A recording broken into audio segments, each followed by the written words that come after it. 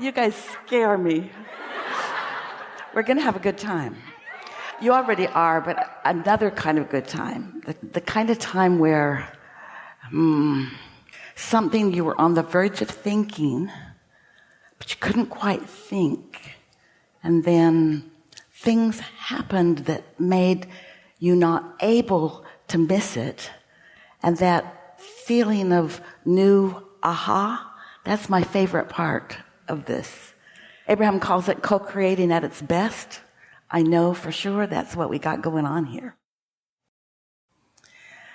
It is easy for us to ride in on the vibration of Esther's playfulness.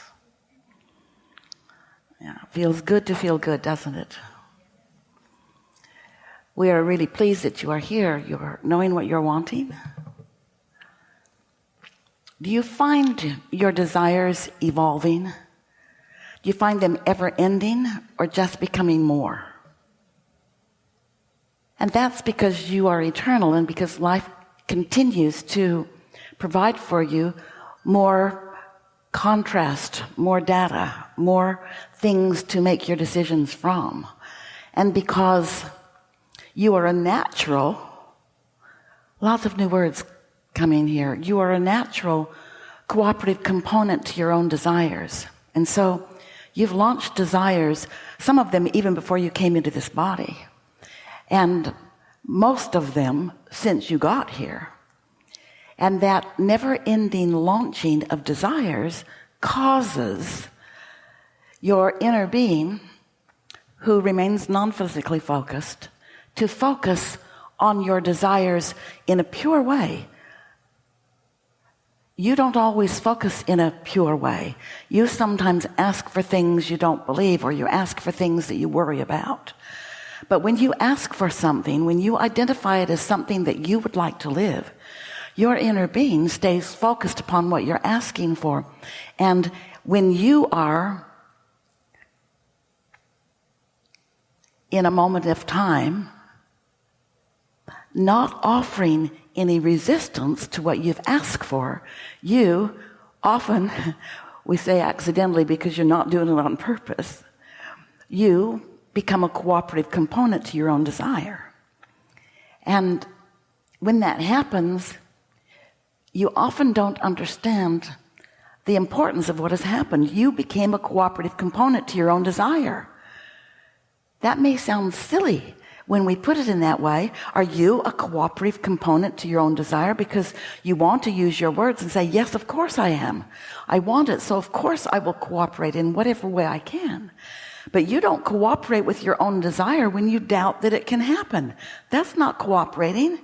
That's the opposite of cooperating. That's holding yourself in a place that you can't be in that timely rendezvous. You can't be in what you want to call the right place at the right time, or in the right mental state of being in order to find that piece of what felt like a puzzle but really isn't, of what you're reaching for. That's what this is all about. We want to help you be a more conscious, deliberate, cooperative component to your own desire. We want you to understand that you can't want it and doubt it and get it. But when you want it and doubt it, you will attract more wanting. But if the bigger wanting you're still doubting, then you will attract bigger wanting. And how that feels to you is stressful. You say things like, oh, I felt better before I really wanted this. Because now that I really know that I want it, I'm more aware that I really don't have it. And now that I'm aware that I really don't have it, it's stressful to think about wanting it. So I think sometimes you say, I will just stop wanting it. And we say, how's that working out for you? Because we know that it's not working out for you, because the laws of the universe do not allow your wanting to go unnoticed by your inner being, who continues to attract to it. Once you launch a desire, it's on its way to you. The only question is how long you're going to hold it off, how long you're going to complain about its absence, how long you're going to justify why it isn't here, how long you're going to join groups who complain. We are eager to talk with you about anything that is important to you. Nothing is off limits here, and it is also our knowing that it will unfold in a wonderful way, a way where sometimes there'll be something that you want to talk about and you're not quite ready to jump in, but somebody else will lay the groundwork for it in sometimes a question and conversation that you don't even realize has anything to do with what you're wanting to talk about until all of a sudden you notice that it does. This really is a conversation where what's happening will stir more to happen.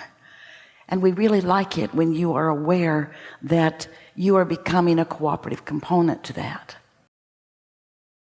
We've been talking from the beginning of the words that began to flow from us through Esther to you. It's been a long time. We've been talking about the law of attraction, because we want you to understand that, like the law of gravity, there is a law of physics operating in your physical and in our non-physical universe that is always functioning. And like the law of gravity, it doesn't make an exception. No one ever floats up. Your understanding of the consistency of the law of gravity will help you in your understanding of the consistency of the law of attraction.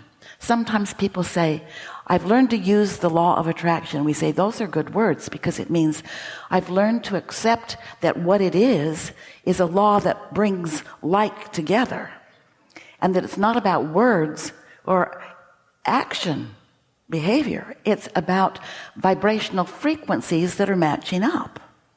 So the law of attraction, in very literal definition, says, I get what I think about. Another way to understand it even more is I get what I'm feeling. How I feel is how I feel, and how I feel is what I get.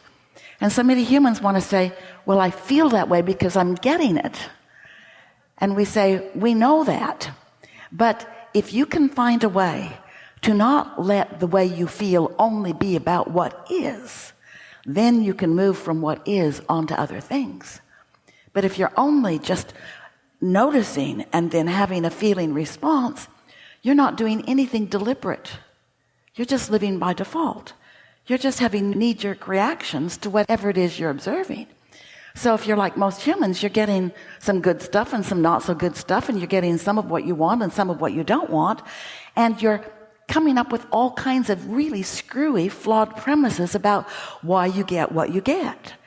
And we want you to know you get what you get. What comes to you is always 100% of the time in response to the vibration that you are offering, which is about the thoughts that you are thinking, 100% of the time. And so we want to talk with you about anything that is important to you. It is our intention to help you to understand, even before you manifest it, what you are calling to you through your pattern of thought. Your beliefs are so important. Your belief is a thought that you continue to think. It's a pattern of thought. An expectation is like that, even stronger than a belief. When you expect something, when you expect it, I knew that would happen. Yep. I was afraid that was going to happen. Yep. I was hoping that would happen. Weaker. When you say, I knew that would happen. I knew it. I knew that was going to happen. I knew it. There you are, you terrible thing. I've been expecting you. But when you say, I knew that would happen, and you mean it about something wonderful, I knew clarity would come to me. I knew that I would figure that out. I know that things are always working out for me. Those are things, those are expectations that you really want to foster. And we want to help you do some of that here today. So, what do you want to talk about? Standing on your chair does not help. It emphasizes your enthusiasm. We get that. All right, we're going to have a really, really good day. So, chill. Expect good things. Stand if you think it's you.